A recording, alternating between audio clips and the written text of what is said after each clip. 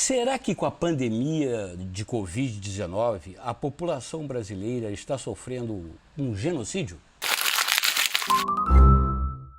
Olha, um genocídio eu não sei. O que eu sei é que com essa história toda de mais de 200 mil brasileiros já mortos por conta do Covid-19, me fez lembrar de um verdadeiro holocausto.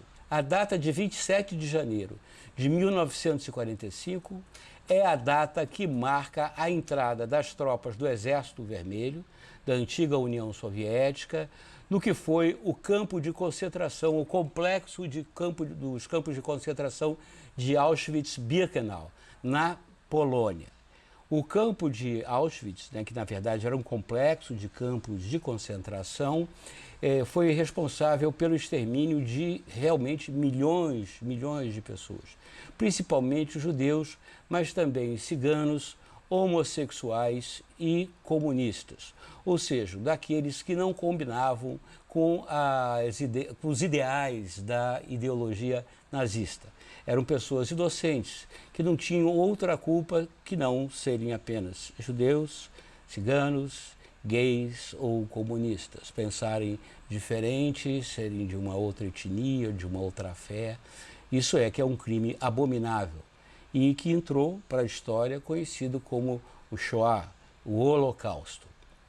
E dentre os episódios do Holocausto, que existe uma enorme literatura, eu já citei aqui no programa o Primo Levi, com um livro clássico dele, Isto é um Homem, a história do Primo Levi, um judeu italiano, um químico, um homem preparado que foi enviado ao campo de concentração de Auschwitz, conseguiu inclusive sobreviver. Ele voltou, veja bem, Auschwitz ficava na Polônia, e ele foi a pé, depois da guerra, de volta para casa, levou meses, é claro, voltou a pé para casa. O Primo Levi, que se tornou um dos grandes escritores da literatura internacional, com vários livros, mas eu destaquei esse, Isto é um Homem, já há alguns programas atrás aqui no Pensata. Porque hoje eu quero falar de mais um importante livro de toda essa biblioteca dedicada, digamos assim, ao Holocausto. Existem vários e vários livros, tem um inclusive que eu acho interessantíssimo, mas agora não me ocorre o nome, são os diários de um judeu, um homem que fez um diário minucioso dos dias dele trancados no gueto de Varsóvia. O gueto de Varsóvia foi onde colocaram todos os judeus, os judeus que moravam em Varsóvia. A Polônia era o país que tinha a maior proporcionalidade de judeus com relação a toda a Europa. Em Varsóvia, a capital da Polônia, eles foram todos colocados num gueto, o gueto de Varsóvia, para serem então enviados para os campos de concentração, e no final houve realmente uma operação de extermínio. Inclusive, sobre esse episódio, vale lembrar de um livro chamado Rua Mila 18, que era onde a juventude, os jovens judeus de vários movimentos judaicos daquela época se uniram para resistir aos ataques nazistas, até a última pessoa. Eles praticamente não tinham armas, tinham revólveres antiquíssimos, e o livro é um livro muito emocionante. O líder deles chamava-se Mordecai Anielewicz. E esse livro, Rua Mila 18, tem outros livros também que contam não só a história do levante do gueto de Varsóvia, como também os movimentos juvenis judaicos que comandaram esse levante do gueto de Varsóvia com o Anielewicz, Mordecai Anielewicz. São histórias emocionantes, são histórias de bravura, e como eu estava falando antes, eu não lembro exatamente o nome desse livro, vocês podem pesquisar depois, é um desafio para vocês encontrarem no Google, mas é um diário minucioso que um homem fez e guardou, porque ele sabia, ele entendia que todos os judeus ali do gueto de Varsóvia seriam exterminados, então ele escondeu bem esses escritos que narram, descrevem minuciosamente o que acontecia lá dentro, pessoas morrendo de fome, pessoas morrendo de tifo, pessoas, enfim, sendo sequestradas, levadas para campos de concentração, falta de comida, falta de remédio, enfim. é uma coisa tenebrosa. E tempos depois se achou, foram achados esses escritos e foram publicados. É uma leitura realmente pesada. Mas, chegando aonde eu queria chegar hoje, depois de todos esses prolegômenos, né, de todas essas preliminares, eu queria falar de um livro, que é um livro que serve como iniciação na história da Segunda Guerra Mundial, na história do Holocausto, para milhões e milhões de pessoas no mundo, principalmente os jovens. Eu li esse livro quando eu tinha mais ou menos 8 ou 9 anos de idade, por uma indicação de uma amiga da minha mãe, e um livro que me impressionou muito, que foi O Diário de Anne Frank. O Diário de Anne Frank, para quem não conhece, é o relato de uma menina judia. O nome dela era Annelies Marie Frank. Ela morava em Amsterdã, ela tinha cerca de 13 anos de idade, e quando os nazistas invadiram a Holanda, a família dela se escondeu, foi acolhida por uma outra família de não-judeus, de gentios, e que haviam feito uma espécie de um esconderijo secreto dentro da casa deles, e eles viveram durante muito tempo escondidos, né, nesse esconderijo, até que em 1944, se não me engano, eles foram denunciados por alguém, e a Gestapo foi lá. A Gestapo era a polícia secreta dos nazistas, e prendeu todos que estavam escondidos lá, porque na verdade haviam 2 famílias escondidas nesse lugar, e essas famílias foram conduzidas para o campo de concentração lá de Auschwitz. Infelizmente, só o pai da Anne Frank conseguiu sobreviver à guerra. A Anne Frank, quando foi presa, ela tinha mais ou menos 13 anos de idade. E esse diário dela, ele é muito bonito, porque, na verdade, o centro da história, primeiro, que é uma história real, são as vivências de uma menina, né, de uma criança que se torna menina, prestes a entrar na adolescência, e com todos os conflitos, as dúvidas e as inquietações, e principalmente as tensões que ela e a família, aquelas pessoas, sofriam ali, escondidas naquele lugar, sem saber quando seriam libertadas, se seriam, né, como de fato acabaram não sendo. Esse livro da Anne Frank, ele tem um pouco a ver com o Apanhador do Campo de Centeio, embora, como eu já falei aqui, o livro do Salinger, o Apanhador do Campo de Centeio é outro tipo de inquietação, outro tipo de jovem, um pouco mais velho, né? O Caulfield, né? Eu falei aqui já do Caulfield, mas que também é um outro livro que impressiona muito até hoje a mocidade. O livro da Anne Frank, recentemente, se também muito não me engano, ele entrou já em uma obra pública, né? Os direitos são já direitos públicos, qualquer um pode publicar esse livro. Por isso mesmo, eu acho que recentemente eu tenho visto várias republicações, reedições do Diário de Anne Frank. Se você não leu o Diário de Anne Frank, leia. Se você ainda não leu O Apanhador do Campo de Centeio, leia, principalmente se você for jovem. Porque existe um outro paralelismo entre os 2 livros, muito embora O Apanhador do Campo de Centeio sejam reflexões muito pessoais, né, do autor, assim como a Anne Frank são reflexões muito pessoais da autora, né? Ambos estavam vivendo situações de guerra quando escreveram os seus livros, né? O autor do Apanhador do Campo de Centeio, ele estava servindo nas tropas americanas do fronte de batalha quando escreveu esse livro. Eu já falei isso aqui. E a Anne Frank vivia uma outra realidade da guerra, ou seja, escondida, apavorada, com aquele medo constante de a qualquer momento ser descoberta, e ao mesmo tempo que ela tentava viver a vida do jovem, de uma adolescente, com seus sonhos, suas expectativas. Ela tinha uma irmã, Margot, né, tinha a mãe também dela, mas infelizmente todos morreram de tifo, né, na Segunda Guerra Mundial. Quem for a Amsterdã, depois que passar essa pandemia, a minha filha mais nova mora em Amsterdã. Vai fazer um ano que eu não vejo minha filha. E a primeira vez que eu levei a minha filha para Amsterdã, ela devia ter talvez uns 10 anos de idade, e eu levei ela para conhecer o Museu da Anne Frank, que é a casa onde a Anne Frank ficou escondida.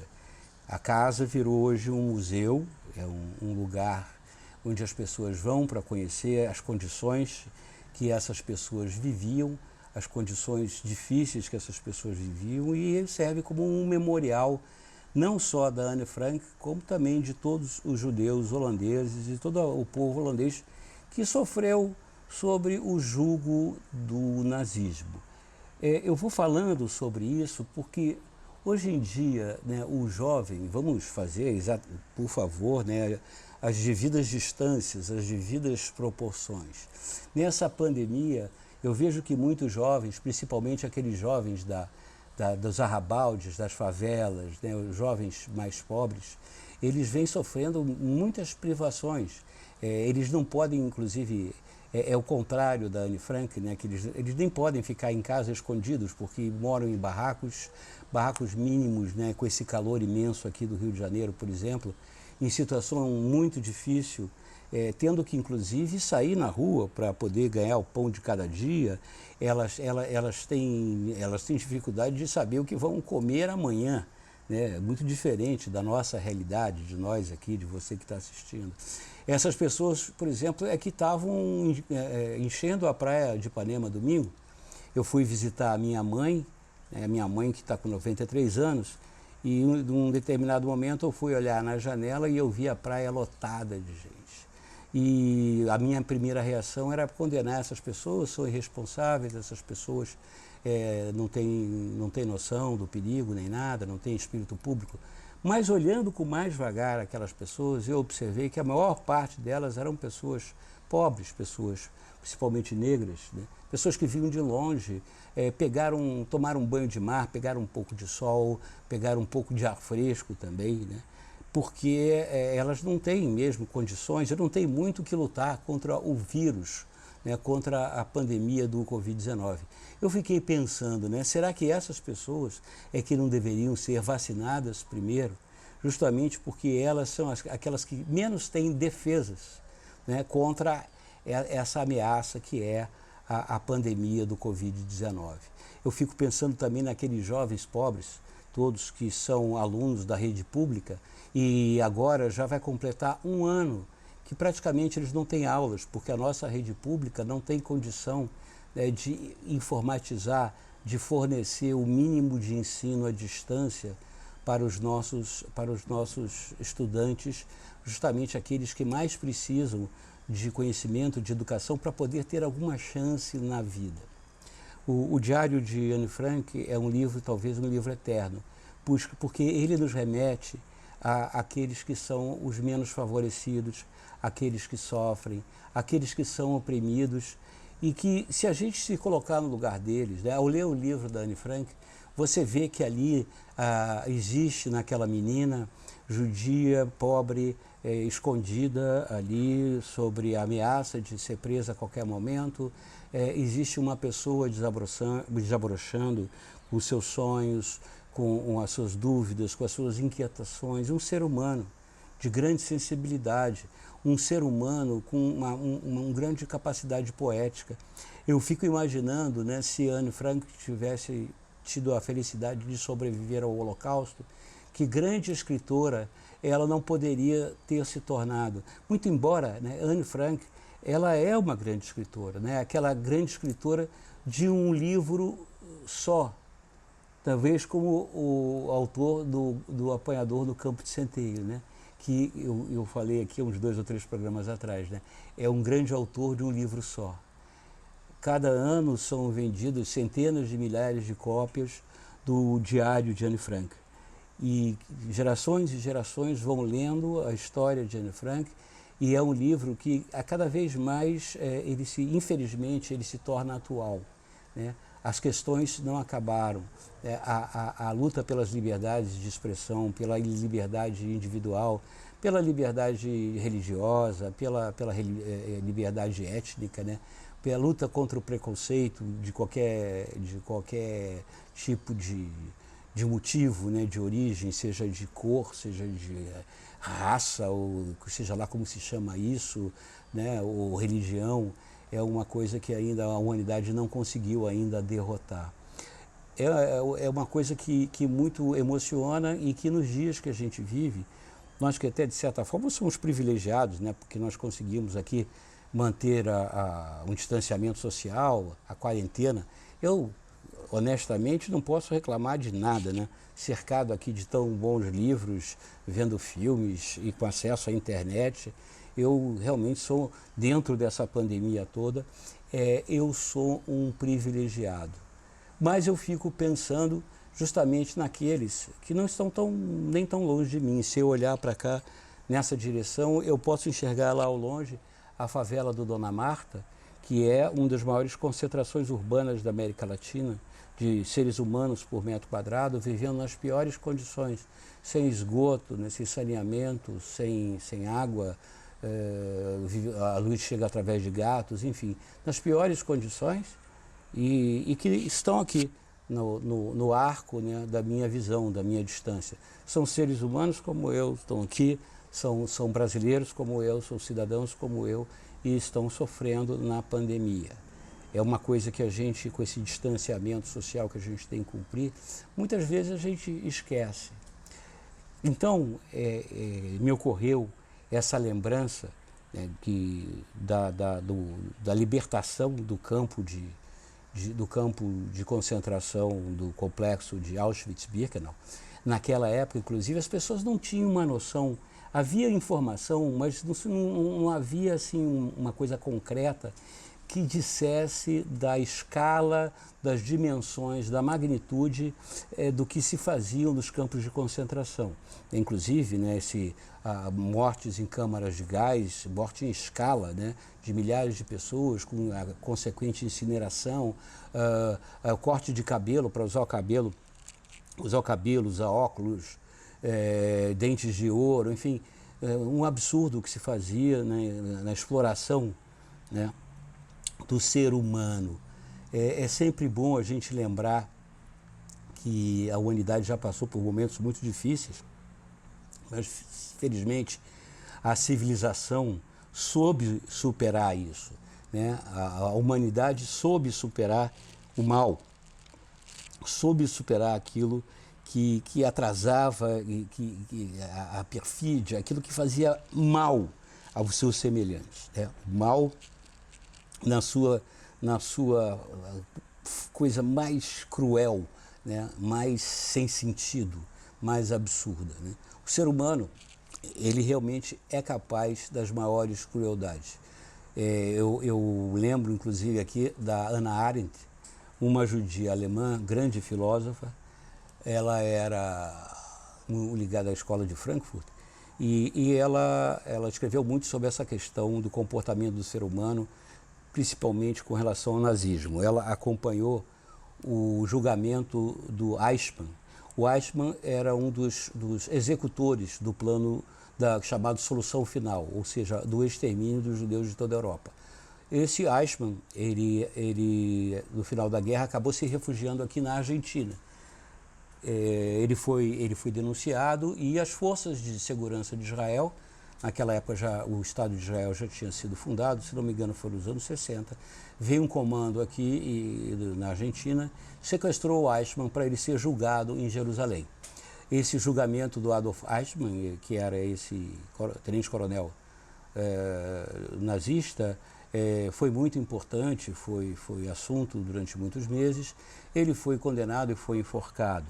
Mas o curioso é que a Hannah Arendt, que acompanhou todo o julgamento, escreveu um livro interessantíssimo, que é justamente o julgamento do Eichmann, que vale a pena também ser lido, em que ela fala que a coisa mais assustadora é que a maior parte dos chefes nazistas eram bons cidadãos, eram bons pais, bons chefes de família, bons maridos, enfim, figuras exemplares, mas que também eram capazes de cometer as maiores barbaridades.